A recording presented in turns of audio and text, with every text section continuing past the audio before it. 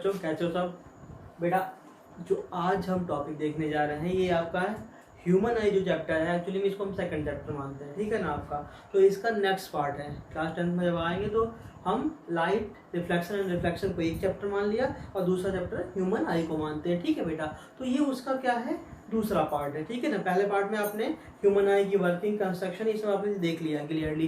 कोई डाउट होगा तो उसको बता दीजिएगा, कोई भी प्रॉब्लम आपकी सॉल्व आउट कर दी जाएगी। अभी जो हम देखेंगे टॉपिक वो है पावर ऑफ एकोमोडेशन। बहुत इंपॉर्टेंट टॉपिक है बेटा, पावर ऑफ एकोमोडेशन, एकोमोडेट करना, ठीक है ना। तो हम पहले इसको समझने के पहले क्या होता है जनरली हम देखेंगे क्या होता है कि जब कोई ऑब्जेक्ट देख रहे हैं, वर्किंग में आपको पूरा बताया भी गया था, तो उसमें क्या होता है जब देख रहे हैं तो उसकी डिस्टेंस मैटर करती है कि पास है या दूर है, ठीक है ना। उस हिसाब से हम उसको नॉर्मली देखते हैं।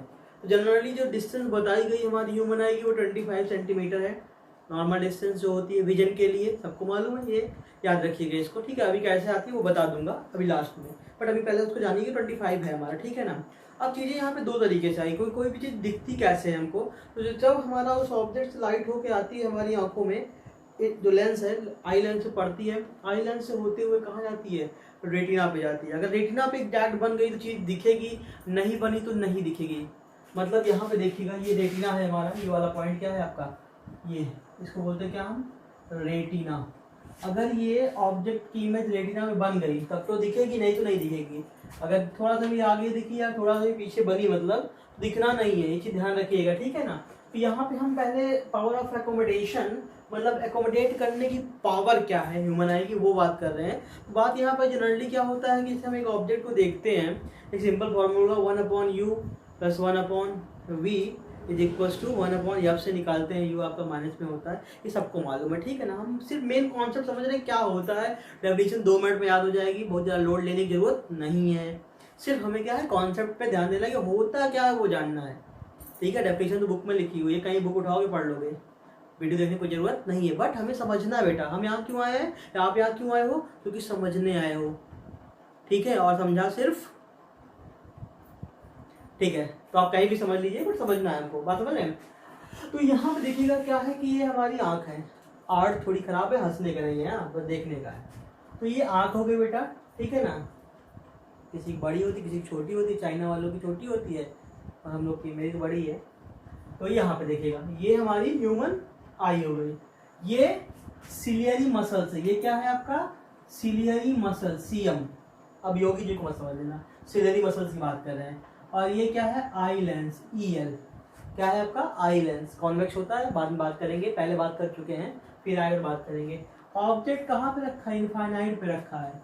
ऑब्जेक्ट इज एट इनफाइनाइट, हम चांद को देख रहे हैं, किसको, चांद को। पसंद है ना, अभी खाली हो चांद मान देख लिया, अगर निकला का छत पे जाओ चांद देखो, निकल रहा हो तो, नहीं निकल रहा कोई बात नहीं, ठीक है ना। और कोई चांद देख लो, अगर चांद निकल रहा है तो देखना चाहिए, ठीक है ना। तो वो चांद कहाँ है, इनफाइनाइट पे। अब उसको देखना है बेटा अपने को, ये इमेज आई, चांद की बन गई, चांद दिख गया हमको, हैप्पी हो गए हम। बट कॉन्सेप्ट क्या है, हमने लोड लिया चांद को देखने के लिए, नहीं। चाहे आप वाला चांद हो या मेरा वाला चांद हो, ठीक है, दोनों चांद को जब हम देखते तो रिलैक्स फील होते हैं, है कि नहीं। अब कोई थोड़े हमारे दूसरी बात समझ गए होंगे। बट यहाँ पे बात करते हैं कि हम रिलैक्स हो रहे कि नहीं हो रहे डिस्टेंस ऑब्जेक्ट को देखे, कैसे हो रहे बेटा, क्योंकि इमेज कहाँ बनी, रेटिना पे बनी। जब यहाँ पे हमारा इमेज आई लेंस के थ्रू होते हुए, तो हमारा फोकल लेंथ क्या होता है, by increasing image form by increasing its focal length. जब इमेज बनती है तो उसकी फोकल लेंथ क्या होती है, इंक्रीज हो जाती है। बात समझना, फोकल लेंथ क्या होती है ये मालूम होना चाहिए, लाइट पढ़ चुके हो इसलिए मालूम है आपको। तो image by increasing its focal length, और जब फोकल लेंथ बड़ा होगा बेटा, तो यहाँ पे देखो एक फॉर्मूला है। फॉर्मूला क्या है, जुगाड़ कह सकते हो, टेक्निक कह सकते हो, इसको याद रखना है। Focal length is inversely proportional to thickness. Focal length बड़ी, थिकनेस छोटी, फोकल लेंथ छोटी, थिकनेस बड़ी। अब बाय इंक्रीजिंग, ऑब्जेक्ट दूर रखा है तो focal length increase, focal length क्या करेगी, इंक्रीज करेगी। जब इंक्रीज करेगी तो थिकनेस क्या हो जाएगी, ये बड़ी हो गई, थिकनेस छोटी हो गई, यही दिखाया ना। Focal length increase then thickness of TOE, हाँ टीओई है, बिल्कुल जो बोले टीओई का लिख दिए हैं, टीओई है बेटा thickness of eye. Thickness of eye क्या हो जाएगी यहाँ पे, अब ये इंक्रीज कर रही थी, अब ये क्या करेगी, डिक्रीज करेगी।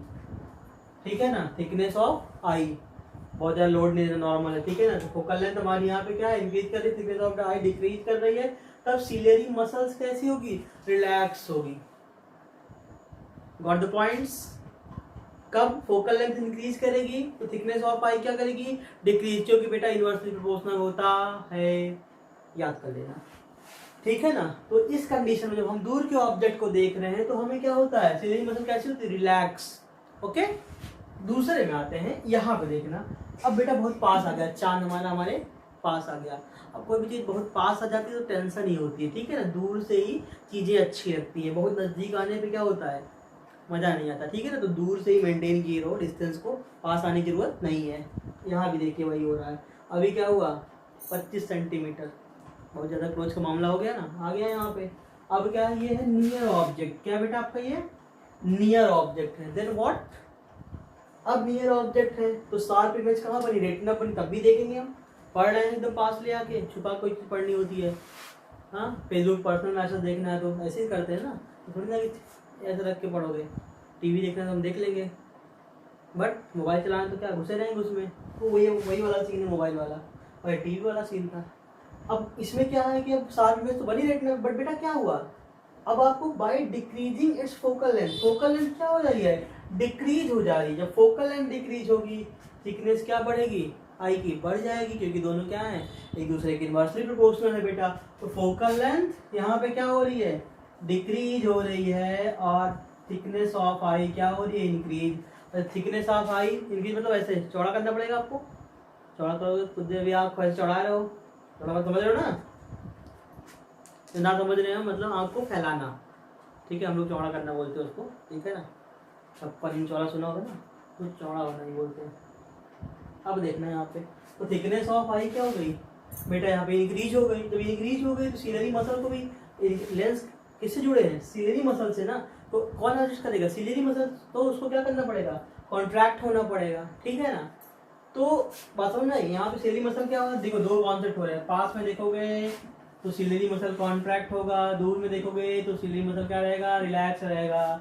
इसीलिए दूर वाला क्या होता है, मस्त, दूर से रिलेशन रखना है, बहुत अच्छा है। पास चले गए, मामा जी दूर रह रहे हैं, बहुत अच्छी बात है, मामा जी के यहाँ चले जाओ, 15-20 दिन रह लो, मामा जी को दिक्कत नहीं होगी, मामी जी को उसका दिक्कत हो जाए, समझे ना। तो दूर दूर मामला अच्छा रहता, पास पास नहीं। अब बुआ फूफा चाचा चाची भी समझ सकते हो, ठीक है। वैसे इसका मतलब ये नहीं जाके लड़ाई कर लेना, ठीक है, मजाक कर रहा था, सीरियस होके।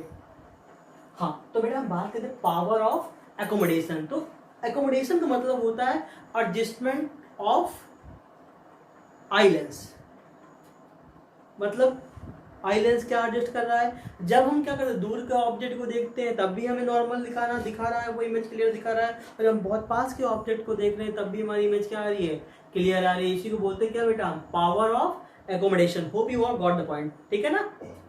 अभी थोड़ा सा एक चीज और बता दूं बस बेटा, जो चीज बची रह गई थी वो थी हमारी क्या, डेफिनीशन।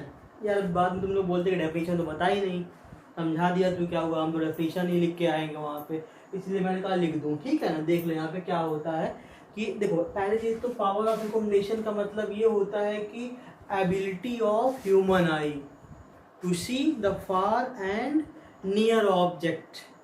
आँख की जो एबिलिटी होती है बेटा दूर और पास की चीज़ों को देखने की, उसी को बोलते हैं ह्यूमन आई। जैसे यहाँ पे हम पास की चीज़ की बात करते हैं, एक फार्मूला है आपका power of accommodation 100/F, F in centimetre. तो मिनिमम डिस्टेंस कितनी होती है, सेंटीमीटर में होती है 25, ठीक है ना, 25 क्या सेंटीमीटर। तो कितना है 4D, 4D मतलब dioptre. Dioptre power of accommodation की, पावर की हमारी क्या होगी, यहाँ पे यूनिट हो गई, ठीक है, डायोप्टर, डी से करते हैं। बात यहाँ पे focal length of an eye lens can not be decrease below a certain limit. 25 से कम नहीं कर सकते बेटा, ठीक है ना, दिखेगा नहीं, तो 25 मिनिमम होना चाहिए। इसीलिए यहाँ पे देखा आपने कितना 4 diopter, hence power of accommodation of human eye, POA power of accommodation, फिर of human eye is limited. Objective question आ रहे हैं बोर्ड में, ठीक है ना, तो हो सकता है पूछ ले कि लिमिटेड है कि नहीं है, कंफ्यूज नहीं होना, क्योंकि लिमिटेड है बेटा, एक निश्चित डिस्टेंस के बाद हम कम नहीं कर सकते। आई lens can not decrease below a certain limit, right. Definition देख लीजिएगा क्या होता है। एबिलिटी होती है किसकी, आंख की। The ability of eye lens to change its focal length, मतलब क्या चेंज करता है, ability of eye lens to change its focal length with the action of किसकी हेल्प से करता है, ciliary muscle in such a way that sharp image of an object at different position from the eye is formed on the retina, मतलब कहीं भी रहेगी वो बनेगी कहाँ पे, रेटिना पे बनेगी। is known as power of accommodation, POA, power of Alok. मेरा अपना मानना है, आपका एकोमोडेशन है, मेरा नाम है इसलिए मैंने बता दिया, राइट।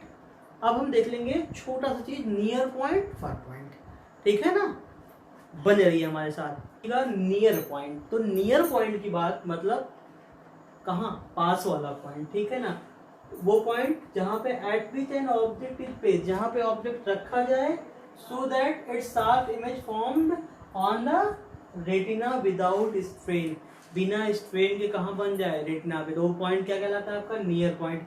नॉर्मल आई के लिए आपको बताया गया है कितना होता है, 25 सेंटीमीटर, ठीक है, डिस्टेंस। वो क्या होती है आपका नियर पॉइंट होता है। इस नियर पॉइंट की एक चीज और बोलते हैं, least distance of distinct vision. Question आया ऑब्जेक्टिव में कि what is the least distance of distinct vision for normal eye, then you can take on the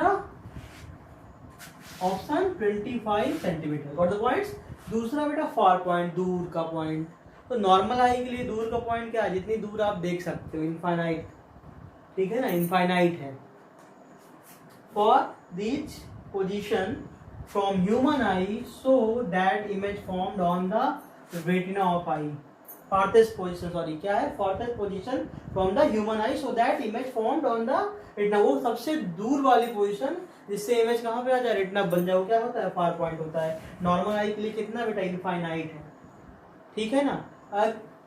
मजेदार जानकारी आप जान लीजिए, अगर हमारे पास जटायु की आंखें होती, जटायु मतलब तो हमारा देखा है ना, जटायु, गिद्धराज जटायु की आंखें होती, तो हम 10th फ्लोर पे बैठे हुए, 10th फ्लोर है ना किसी बिल्डिंग का 10th फ्लोर, यानी कि 100 फीट पे अगर बैठते और नीचे चींटी जा रही होती, तब हम उसको क्लियरली देख लेते हैं। इतनी कैपेसिटी उनके अंदर होती है, गिद्ध के अंदर, ठीक है ना।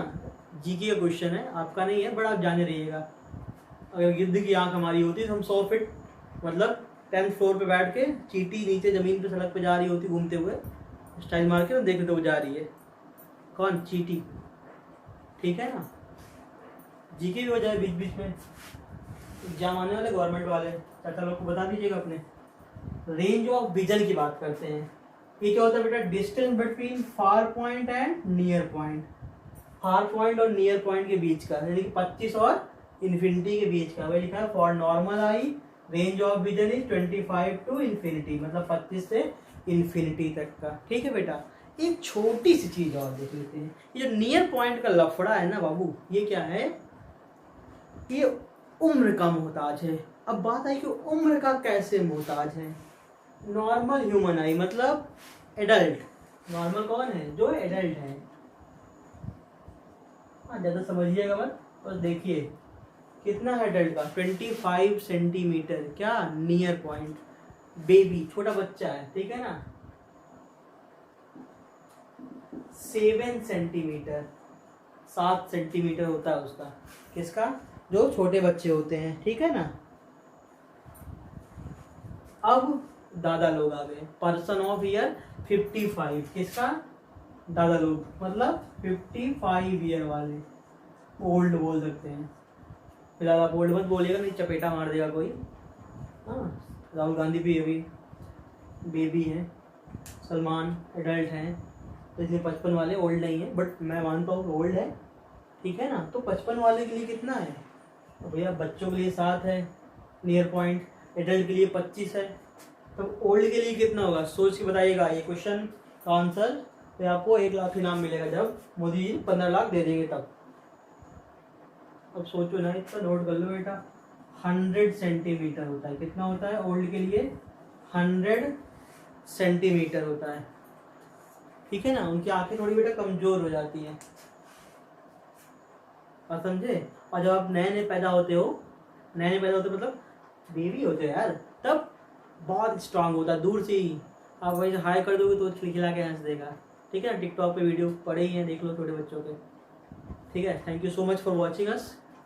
बेटा आज से हमने चैनल का नाम थोड़ा सा बढ़ा दिया है, फिजिसिस्ट कर दिया है। ठीक है ना, लोग कंफ्यूज होते थे कि ये पढ़ने का चैनल है या कॉमेडी का चैनल है, तो कुछ लोग कॉमेडी चक्कर में आ जाते थे और वो क्या करते थे, देखते भी नहीं थे, तो बड़ा कष्ट होता था। तो पढ़ने वाले होते थे वो बगल से निकल जाते थे कॉमेडी समझ के। तो अभी हमने इसको इसीलिए नाम में क्या कर दिया, फिजिसिस्ट ऐड कर दिया है। तो आप किसी न किसी को बता जरूर दीजिएगा जो मुझसे पढ़ रहे होंगे। ठीक है ना, thank you so much for watching us.